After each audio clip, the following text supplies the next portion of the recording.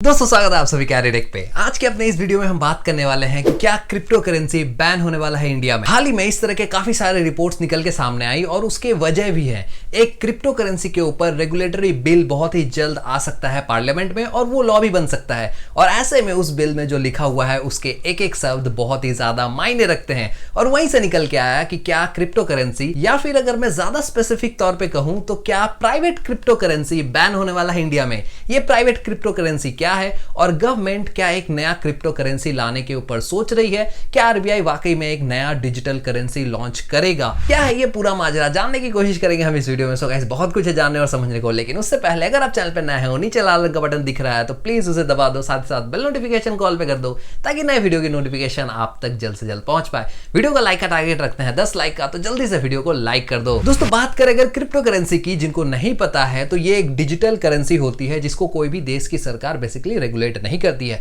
Basic details यही है। अगर आप एकदम बारीकी से जानना चाहते हो क्रिप्टो करेंसी क्या होता है, कैसे काम करता है, तो उसके ऊपर ऑलरेडी मैं वीडियो बना चुका हूं, आप ये वीडियो देख सकते हो। और भी इस तरह के वीडियोस चैनल पे उपलब्ध है, तो उसको देख के आप क्रिप्टो के बारे में अपनी नॉलेज और भी बढ़ा सकते हो। बट बात अगर हम करें क्रिप्टो से जुड़ी हुई न्यूज की, जो हाल ही के दिनों में बहुत ही ज्यादा इंटरनेट पे वायरल है और लोग उसके बारे में बात कर रहे हैं और बात करने लाजमी भी है, क्योंकि जैसे ही ये न्यूज आया क्रिप्टो मार्केट लगभग क्रैश कर चुका था। लोगों की इन्वेस्टमेंट रातों रात हवा हो चुकी थी, तो लोग पैनिक भी कर गए। कारण क्या है दोस्तों, यहां पे न्यूज निकल के सामने आए कि गवर्नमेंट यानी कि इंडियन गवर्नमेंट पूरी प्लानिंग में है कि प्राइवेट क्रिप्टो करेंसी को बैन कर दिया जाए। यहां पे दो पहलू है, क्रिप्टो करेंसी और private crypto currency. Word use किया गया है प्राइवेट क्रिप्टो करेंसी। यहां पे प्राइवेट क्रिप्टो करेंसी की परिभाषा क्या है यानी कि डेफिनेशन क्या है, ये अभी तक सामने नहीं आया है, क्योंकि लॉ में जो डेफिनेशन होती है एक्चुअल में हम उसी को मानते हैं, बाकी हम जो समझते हैं और जानते हैं उसका कोई मायने नहीं रहता। तो यहां पे जो लॉ की डेफिनेशन है प्राइवेट क्रिप्टो करेंसी की,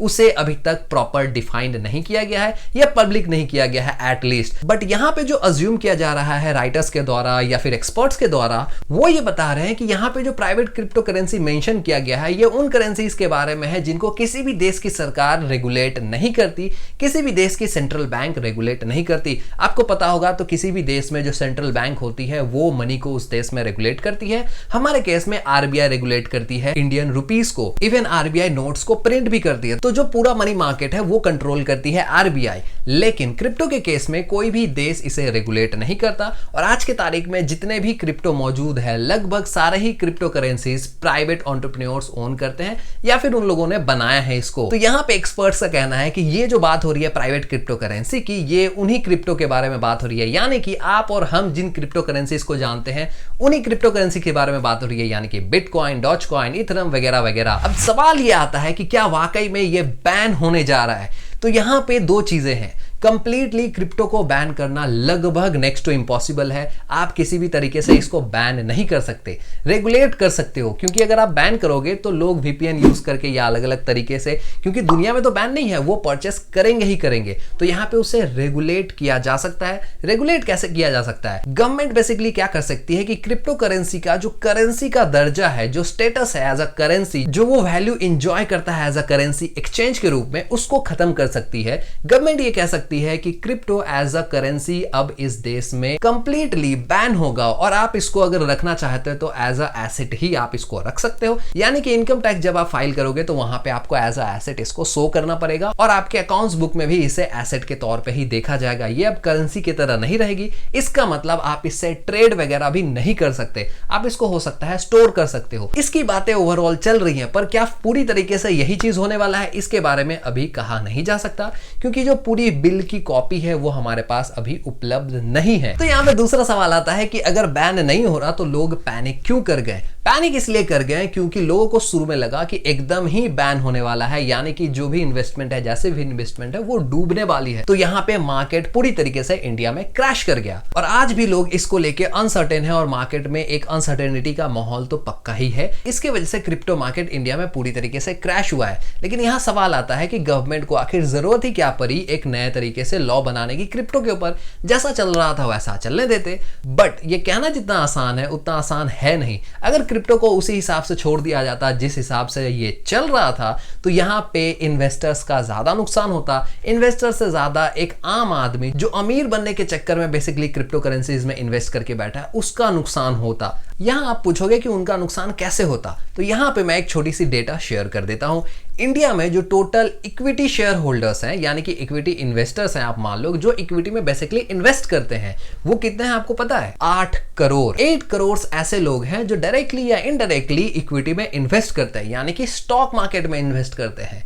वहीं अमेरिका में ये आंकड़ा कितना है पता है? लगभग 20 करोड़। तो यहाँ पे आपके दिमाग में एक लॉजिकल आंसर घुमा होगा कि हाँ, हम डेवलपिंग कंट्रीज हैं, यहाँ पे लोग उतने ज्यादा अवेयर नहीं है फाइनेंस को लेके, तो यहाँ पे जो इन्वेस्टमेंट करने की तादाद है वो थोड़ी कम है। अमेरिका ऑलरेडी एक डेवलप कंट्री है, पढ़े लिखों का देश है और ऑलरेडी हमसे बहुत ज्यादा आगे है, प्रोग्रेसिव है इन सब मामलों में।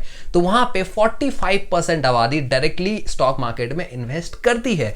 यहाँ पे लगभग ये 10% से भी कम है, 8% से भी इवन कम है अगर हम 1.3 करोड़ को टोटल फिगर माने तो। बट यहां पे ये जो लॉजिक है वो काम नहीं करता क्रिप्टो के मामले में। इंडिया में टोटल क्रिप्टो इन्वेस्टर्स 10 करोड़ हैं, 10 करोड़। तो आप इमेजिन कर लो अमेरिका में कितने होंगे। सबके दिमाग में एक फिगर आया होगा। यहाँ पे 2 मिनट के लिए आप वीडियो पॉज करके कमेंट भी कर सकते हो कि अमेरिका में आपके हिसाब से कितने क्रिप्टो इन्वेस्टर्स होंगे। बिना गूगल किए आपको बताना है, अब बता दो। ठीक है, अब मैं बता देता हूं कि टोटल क्रिप्टो इन्वेस्टर्स अमेरिका में कितने हैं, जो ऑलरेडी हमसे ज्यादा प्रोग्रेसिव है, हमसे ज्यादा इक्विटी इन्वेस्टर्स उनके पास है। वो देश जो ज्यादा फाइनेंस को लेके अवेयर है, वहां पे टोटल क्रिप्टो में इन्वेस्ट करने की आबादी है मात्र 2 करोड़। इंडिया में है 10 करोड़ की आबादी जो डायरेक्टली क्रिप्टो में इन्वेस्ट करती है, और वहां पे है मात्र 2 करोड़ की आबादी जो डायरेक्टली क्रिप्टो में इन्वेस्ट करती है। आप इस साइज का अंदाजा लगा सकते हो ऐसा क्यों हो रहा है। इंडिया में लोग ज्यादा जल्दी पैसा कमाने को लेके उत्तेजित रहते हैं और उनको रातों रात अमीर बनना रहता है, और उसमें गलत नहीं है अगर आपके रास्ते सही हो तो, या फिर रास्तों के बारे में नॉलेज हो तो। इंडिया में आधे से ज्यादा क्रिप्टो इन्वेस्टर्स को क्रिप्टो के बारे में बेसिक नॉलेज भी नहीं है। बस वो पैसा इसलिए लगा रहे हैं क्योंकि किसी और का पैसा 10 गुना 20 गुना पिछले 1-1.5 साल में हो चुका है, बस इसीलिए। और ऐसे में अगर गवर्नमेंट लॉ नहीं बनाती, तो यहां तो मैं टेररिस्ट या फिर अनलॉफुल एक्टिविटीज की बात भी नहीं कर रहा, वो तो एक एस्पेक्ट है, लेकिन उनके अलावा भी अगर इस चीज को साइड में रख दिया जाए तो 10 करोड़ इंडियंस की इंटरेस्ट है इसमें, और इसको अगर प्रोटेक्ट नहीं किया गया, इसको अगर रेगुलेट नहीं किया गया, इंडियंस को अगर अवेयर नहीं किया गया क्रिप्टो मार्केट और उनसे जुड़ी हुई रिस्क के बारे में, तो अपना लगभग सब कुछ खो देंगे इस उम्मीद में कि उनको एक दिन बहुत ही ज्यादा प्रॉफिट या फिर गेन देखने को मिलेगा। तो उम्मीद करता हूं यहां पे आप इस बात को समझ गए होंगे कि इंडिया में क्रिप्टो से रिलेटेड लॉ बनाने की जरूरत क्यों थी। अमेरिका में हो या ना हो, कहीं और देश में हो या ना हो, क्रिप्टो को लेके कोई डेफिनेशन एग्जिस्ट करे या ना करे, हालांकि कई देशों ने क्रिप्टो को एज अ एसेट डिफाइन किया है, बट इंडिया में इस बात की खास ही जरूरत थी क्योंकि इंडिया में ही सबसे ज्यादा लोग क्रिप्टो में इन्वेस्ट कर रहे हैं, और नंबर